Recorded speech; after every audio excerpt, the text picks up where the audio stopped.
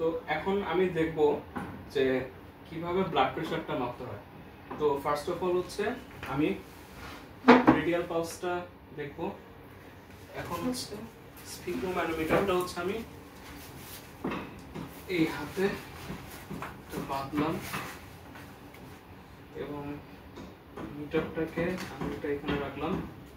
তো তারপর হচ্ছে আমি রেডিয়াল পালস দেখব যে কতটুকু প্রেসার বরাবর আমি রেডিয়াল পালসটা পাইতেছি। এটা একটু এটা অন করো তো, এটা একটু সামনে এসে এটা একটু রেকর্ড করো। তো এটা হচ্ছে সিস্টোলিক প্রেসার। তো এই প্রেসারে দেখতেছি যে আমি পালস হারায় ফেলতেছি। তো সিস্টোলিক প্রেসার পালসেশন করে আমি পাইলাম যে এটা হচ্ছে 120 মিলিমিটার মার্কিউরি।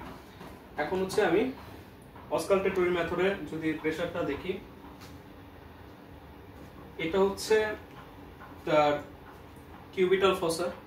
তো কিউবিটাল ফসার মধ্যে মিডিয়াল টু ল্যাটারাল রিলেশনে এই বরাবর থাকে ব্রাকিয়াল আর্টারি।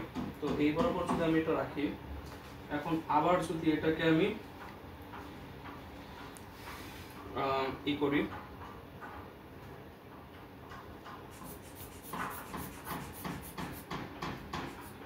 একশো 120 পাইলাম, তার থেকে আমি 30 যোগ করব, তো 150।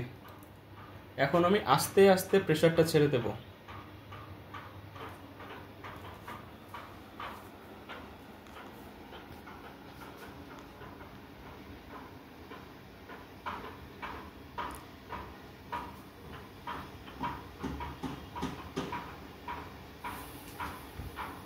তো ওভার আমি দেখতে পারতেছি যে যখন 120-এ ছিল, একটু সামনে আনুন তো,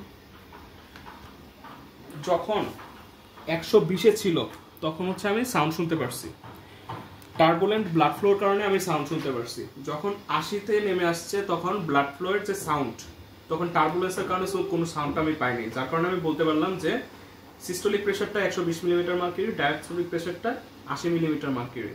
এখন কোশ্চেনটা হচ্ছে আমি কেন ফার্স্ট অফ অল পালসেশনটা দেখছি টু প্রিভেন্ট দ্য অসকালটেটরি গ্যাপ, এবং আরেকটা হচ্ছে যে কোনো টাইমে আমি যখন ব্লাড প্রেসার মাপবো কারোর, সবার আগে আমার পরিচয় আমার দিতে হবে, তারপর আমি বলবো যে তার কি পারমিশন আছে নাকি।